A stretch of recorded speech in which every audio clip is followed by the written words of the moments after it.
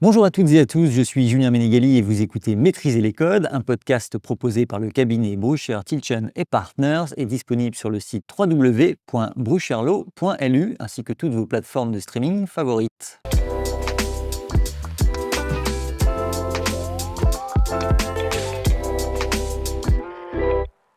Pour débuter cette deuxième saison, nous parlerons de droit pénal des affaires et plus particulièrement de la perquisition. Dans un premier temps pour la définir, puis voir qui elle concerne, mais aussi que faire lorsqu'elle advient réellement.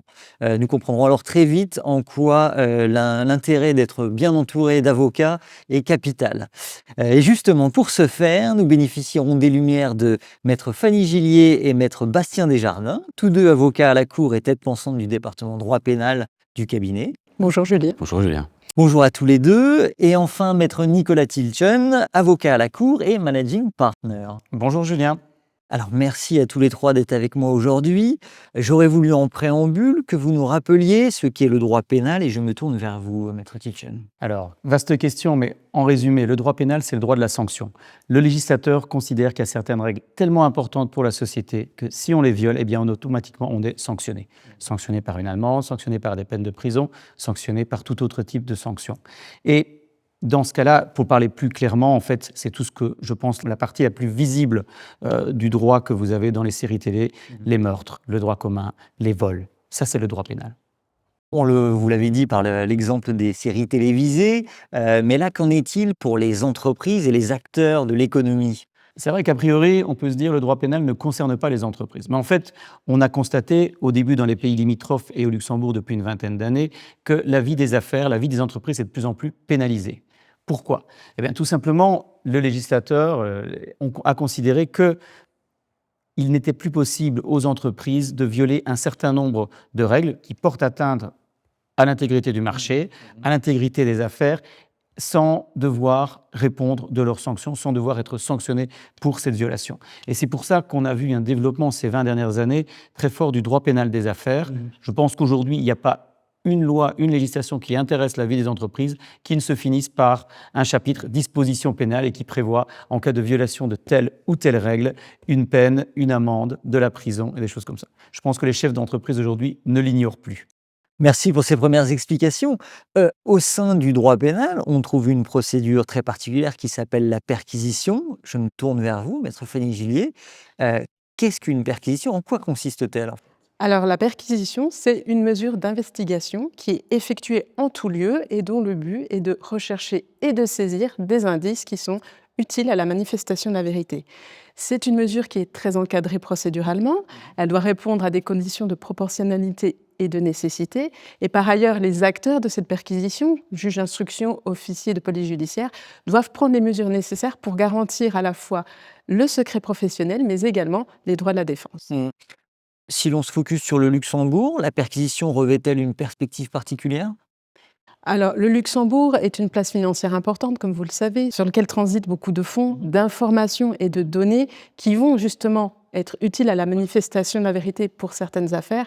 Donc effectivement, la perquisition, est très souvent utilisée dans le cadre d'affaires financières notamment. Le Luxembourg s'est très investi ces dernières années dans la lutte contre le blanchiment d'argent notamment. Ouais. Donc à cet égard, on peut imaginer qu'il y ait une répression qui soit un peu plus forte et une pression réglementaire. Effectivement, on a noté une pression réglementaire accrue, une répression bien plus forte au cours des 10 dernières années environ. Merci beaucoup pour cette réponse. On l'a vu avec maître Nicolas Tilchen au début, ici nous parlons d'entreprise, mais entreprise c'est un terme un peu large. Qui est concerné par la perquisition ? Je me tourne vers vous, maître Bastien Desjardins. Alors absolument toutes les entreprises, c'est-à-dire les entreprises du secteur financier, comme celles qui ne sont pas du secteur financier. Puisque comme l'a très bien dit Fanny, la perquisition c'est un acte qui permet de récolter des documents qui vont intéresser une enquête. Et par conséquent, le critère déterminant d'une perquisition est de savoir les documents que l'entreprise peut détenir. Donc c'est la détention de documents qui intéresse le juge d'instruction.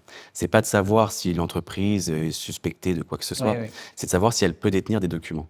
Et en ce sens, il faut quand même déconstruire un mythe. Ce n'est pas parce qu'on est perquisitionné qu'on est forcément suspect. On peut être perquisitionné en étant tout à fait tiers aux investigations et simplement sur la base de ce qu'on détient, Mmh. potentiellement des documents qui intéressent un juge d'instruction. C'est une mesure qui est extrêmement régulière, Ouais. qui est extrêmement habituelle. Et d'ailleurs, au Luxembourg, en 2023, 2095 ordonnances de perquisition et de saisie ont été Effectivement. entreprises. C'est l'acte d'investigation Ouais. par nature et c'est l'acte d'investigation qui est le plus régulièrement pris par les juges d'instruction. Très clair, très intéressant. Merci beaucoup. Nous avons dans cette première partie décrypté un petit peu, le sujet qui nous occupe aujourd'hui, la théorie dirons-nous. En application, et je me tourne à nouveau vers vous, maître Gillet, concrètement, comment se déroule une perquisition? Alors très concrètement, les officiers de police judiciaire vont se présenter sur les lieux qui font l'objet de la perquisition, munis d'une ordonnance de perquisition, accompagnés parfois du procureur ou du juge d'instruction pour les affaires les plus graves. Et ils vont donc montrer cette ordonnance aux personnes présentes sur les lieux. Dans cette ordonnance va être indiqué les lieux qui sont concernés par la perquisition ainsi que les objets qui sont recherchés. Ils vont ensuite investir les lieux, fouiller et saisir les objets si ceux-ci correspondent à l'ordonnance de perquisition. Par ailleurs, un procès-verbal d'exécution va être rédigé, c'est-à-dire que ce procès-verbal va retracer les opérations de perquisition telles qu'elles se sont déroulées, quels sont les objets, les éléments qui ont été saisis, et éventuellement les remarques des personnes présentes sur les lieux. C'est là que l'avocat peut avoir un rôle, par exemple en faisant noter des remarques qui seront ensuite intégrées au dossier répressif. C'est clair. On l'a vu avec vous tout à l'heure, maître Desjardins, il y a un nombre quand même conséquent chaque année de perquisitions qui ont lieu. Cependant, cela reste une situation pas banale, si vous me permettez l'expression. Comment les collaborateurs d'une entreprise, doivent-ils réagir en tel cas de figure? Oui, tout à fait, c'est une situation qui est par nature stressante. Et par conséquent, on sait que sous le stress, on peut avoir des réactions qui ne sont pas Ouais, forcément rationnelles. absolument. C'est ce pourquoi, et je pense qu'on y reviendra plus tard, il faut quand même se préparer à des perquisitions. Les quelques conseils basiques qu'on peut donner, d'abord, c'est de rester calme. C'est une situation stressante, on peut avoir tendance à s'énerver, mais ce n'est pas la bonne solution. Il faut naturellement essayer de rester calme, essayer d'être organisé, on le verra également tout à l'heure, pour ne pas faire trop patienter les forces de l'ordre, Mmh. et également savoir que chaque personne perquisitionnée a la possibilité, c'est une faculté, de contacter son ou ses avocats. Bien sûr. Nous sommes ici organisés au cabinet pour avoir toujours un nous disponible, Mmh. pour pouvoir intervenir en Ouais, urgence et intéressant. rejoindre les lieux perquisitionnés. C'est important, pourquoi? Parce que l'avocat est un tiers, il va avoir, entre guillemets, la tête froide, et il va Mmh. pouvoir vérifier que les opérations se passent conformément à ce qui est indiqué dans l'ordonnance. Mmh. Il ne faut pas oublier, et Fanny l'a très bien rappelé, qu'une perquisition est guidée par une ordonnance qui va indiquer les documents que l'on doit saisir, les documents que l'on recherche. Et l'avocat va vérifier que les services de police judiciaire respectent Mmh. l'ordonnance. Il va également vérifier, et c'est un point important, que les documents qui sont transmis ne vont pas préjudicier à l'entreprise, dans le sens où elle peut être liée par un secret, donc secret bancaire ou secret professionnel pour les avocats, et il ne faut pas divulguer des documents qui ne sont pas exigés par l'ordonnance. Et là, l'avocat peut intervenir pour éviter ensuite au client d'avoir des difficultés d'un point de vue de son ordre ou d'un point de vue pénal. Très clair. Merci beaucoup pour ces explications. Je me tourne vers vous, maître Nicolas Tilchen. Paradoxalement, est-il possible, d'anticiper une perquisition? Question étrange, hein, je vous l'accorde. Non, anticiper une perquisition, non, puisque par définition, c'est une surprise. Et c'est d'ailleurs l'effet de surprise qui est recherché pour trouver des documents, des informations. Maintenant, on peut s'y préparer à une perquisition. Alors vous allez me dire, mais qui peut s'y préparer? Mais j'aurais tendance à dire aujourd'hui, toute entreprise d'une certaine taille, dans certains secteurs qui sont amenés à traiter un certain nombre important d'informations, je pense aux banques, je pense aux comptables, je pense aux professionnels du secteur financier, je pense à toutes les fiduciaires de la place, mais je pense aussi à des entreprises comme les opérateurs de télécommunications. Mais je crois que ces entreprises doivent s'y préparer. Alors, comment est-ce qu'on s'y prépare? Tout simplement en préparant une procédure. Une procédure qui, très clairement, va expliquer ce qu'il faut faire lorsque, un matin ou une après-midi, les forces de l'ordre viennent sonner à votre porte en vous indiquant « je suis ici pour une perquisition et je veux tous ces documents ». Je crois que ça, c'est un élément véritablement important d'avoir une procédure. Bien souvent, c'est la pauvre réceptionniste qui va être confrontée à ce déferlement un petit peu impressionnant. Bastien l'a bien dit, c'est une situation stressante. Et je crois qu'il est simplement utile qu'à ce moment-là, elle sache qui elle doit contacter, dans quel ordre. Est-ce que c'est le directeur juridique, le patron? Est-ce que c'est le directeur de la compliance? Est-ce que c'est quelqu'un d'autre? Peut-être avoir aussi les numéros du cabinet d'avocats avec lequel il travaille régulièrement pour les contacter rapidement où est-ce qu'il faut installer les forces de l'ordre, qu'est-ce qu'il faut vérifier, qu'est-ce qu'il faut leur donner, dans quel ordre il faut le faire. C'est un point, ça facilite énormément les choses et ça va permettre aux gens de se reposer sur quelque chose dans un moment qui est un moment de tempête. Ouais. Je crois que c'est important pour eux dans ces moments-là. Et c'est quelque chose, moi je vois bien en tout cas pour des entreprises, nous en tant que cabinet d'avocats, on a préparé ces entreprises-là. Et dans certains cas, lorsqu'on sait qu'on a vraiment beaucoup d'informations et on est vraiment, entre guillemets, à risque, je dirais que ça vaut même la peine des fois de faire des répétitions. Ouais. En fait, c'est un petit peu comme les procédures d'évacuation en cas d'incendie. On le fait une fois par an pour voir si tout le monde sait ce qu'il faut faire dans ces cas-là, en espérant que ça ne se passe pas. Eh bien, je dirais, dans certains cas, il faut également faire ce type de choses-là une ou deux fois tous les 2 ans, histoire que les gens soient entraînés. L'analogie est pertinente, effectivement, et elle conclut parfaitement notre deuxième partie. Nous allons aborder la troisième et dernière, qui va nous permettre de voir clairement comment votre expertise s'exprime sur ces questions. Et je me tourne cette fois-ci vers vous, Maître Bastien Desjardins. Comment le cabinet Boucher, Tilchen et Partners accompagne-t-il ses clients en amont? Oui, alors Nicolas a brossé le portrait de ce qu'il faut faire en amont pour se préparer, puisque à la perquisition, paradoxalement, on peut s'y préparer. Le cabinet accompagne les clients d'abord en dispensant des formations, et je pense que c'est nécessaire, notamment pour préparer chaque individu qui aura un rôle à jouer en cas d'arrivée des forces de l'ordre, puisque comme c'est une situation stressante, il s'agit de réagir selon des éléments objectifs qu'on a déjà répétés, comme l'a dit Nicolas. Donc, dispenser des formations, c'est une chose, et ensuite, rédiger une procédure, c'est-à-dire permettre à la réceptionniste, par exemple, qui va effectivement accueillir les forces de l'ordre, d'avoir un élément objectif sur lequel s'appuyer, un élément matériel qui va la ramener à la raison dans une situation stressante et sur lequel va pouvoir s'appuyer pour contacter les personnes adéquates et finalement essayer de gérer au mieux cette situation. Et nous pouvons effectivement rédiger ces procédures-là en tenant compte des spécificités surtout de chaque entreprise, des spécificités des organisations en termes de ressources humaines de chaque entreprise. Une sorte de do's and don'ts, n'est-ce pas? Merci beaucoup. On a parlé donc à l'instant avec vous de l'amont, mais devant le fait accompli, comment vous, avocat, intervenez-vous? Et cette question, je la pose à vous, maître Fanny Gillier. Alors, comme l'ont déjà dit Bastien et Nicolas, la perquisition, c'est une situation stressante, c'est un exercice qui peut être difficile, et même avec beaucoup de préparation, ça reste une source de stress importante. L'avocat, son rôle, ça va être quoi? D'abord, de servir de repère et d'ancrage pour les personnes perquisitionnées. Il est présent, il connaît la procédure, il peut rassurer les personnes, répondre à leurs questions, réexpliquer parfois des choses essentielles, parce que sous l'effet du stress, on peut parfois oublié ou être très embrouillé. Il peut également se faire le relais vis-à-vis des autorités, entre donc, les personnes perquisitionnées et les autorités.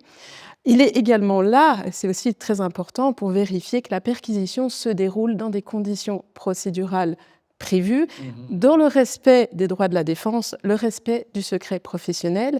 L'avocat est là aussi pour vérifier que ce qui est saisi à l'occasion de la perquisition répond très exactement à ce qui est prévu dans l'ordonnance. Et enfin, il peut faire toutes les remarques utiles qui seront actées ensuite dans le procès-verbal auquel je faisais référence tout à l'heure. Je crois qu'un des enjeux, c'est notamment aussi d'assurer la continuité du fonctionnement de l'entreprise. Exactement. C'est aussi pour l'avocat d'être présent dès le début de la procédure, va lui permettre d'avoir immédiatement le cadre procédural dans lequel la perquisition a été ordonnée, puisque on en parlait tout à l'heure, il y a beaucoup de législation, et lui va être prêt immédiatement, éventuellement pour préparer un recours, pour prendre les mesures nécessaires, notamment pour la continuité de l'entreprise. Je pense notamment faire une demande de main levée par rapport à certains objets qui sont nécessaires, ou s'il l'estime nécessaire, une requête en nullité. Et il faut savoir qu'au pénal, les délais pour les recours sont très très courts. C'est pour ça qu'il est important que l'avocat soit là depuis le début. Comme ça, il a tout de suite les éléments nécessaires pour mener les mesures qui sont nécessaires à la bonne continuité de l'entreprise. Oui, oui, et comme vous le disiez, je pense qu'on peut insister sur ce point aussi, vous êtes là également pour permettre d'établir un recours le plus rapidement possible, également. Merci beaucoup pour ces explications. Une dernière question pour vous, maître Nicolas Tilchen. Est-ce que ce sujet, celui qu'on a évoqué aujourd'hui, c'est-à-dire la perquisition, connaît-elle des évolutions structurelles ou de nouvelles perspectives qui se profilent à l'horizon? L'évolution principale, c'est l'évolution technologique, bien entendu. Si vous aviez une perquisition il y a 15-20 ans, on allait saisir des papiers, des notes de service, des correspondances. Vous vous doutez bien qu'aujourd'hui, avec la digitalisation de la vie des entreprises, on va principalement aller regarder les boîtes email, les serveurs informatiques, ce qui implique deux grandes différences. C'est que d'abord, pour la police judiciaire, bien entendu, ils seront toujours accompagnés d'un ou plusieurs informaticiens. Et ça implique aussi pour la personne ou le tiers qui est perquisitionné de pouvoir savoir à quoi il va donner accès, comment il va donner accès et comment il peut donner accès aux informaticiens pour trouver ou pour effectuer les recherches de ce qu'ils veulent trouver. Et l'air de rien, c'est un vrai changement dans la façon de mener les perquisitions parce qu'on se retrouve des fois face à des questions techniques qu'on n'avait pas nécessairement envisagées. Donc, une bonne connaissance informatique, ça peut aider dans ces moments-là. Et d'ailleurs, mais bon, ça, c'est un point également à mentionner sans vouloir être trop technique, mais aujourd'hui, le Code de procédure pénale prévoit également un certain nombre de particularités procédurales, justement pour pouvoir faire ce type de perquisition, pour transmettre à distance parfois certaines données, notamment pour les banques, parce qu'on se rend bien compte qu'aujourd'hui, vous n'allez pas trouver un virement signé, par exemple, dans un dossier classé à la banque, mais plutôt aller chercher sur le serveur informatique telle information sur tel transfert qui a été effectué via telle plateforme électronique. Très clair. Peut-être aussi un héritage du Covid sur les... Je pense qu'à ce niveau-là, c'est clair que les 2 années de Covid ont particulièrement aidé à se rendre compte qu'il y avait un moyen de le faire différemment, de le faire plus efficacement. Et une partie des règles qui avaient été mises en place pendant le Covid ont été transposées dans le Code de procédure pénale, justement pour assurer une meilleure efficacité et une meilleure transmission des informations. Merci beaucoup à tous les trois pour ces explications tout à fait éclairantes. Nul doute que nos auditeurs et nos spectateurs, notamment les entrepreneurs et tous les acteurs du marché économique, considéreront la perquisition d'un œil neuf à présent. Quant à moi, je vous donne rendez-vous, chers auditeurs, chers spectateurs, pour un prochain épisode du podcast Maîtriser les codes, qui sera cette fois-ci dédié au droit médical. Bonne journée à toutes et à tous.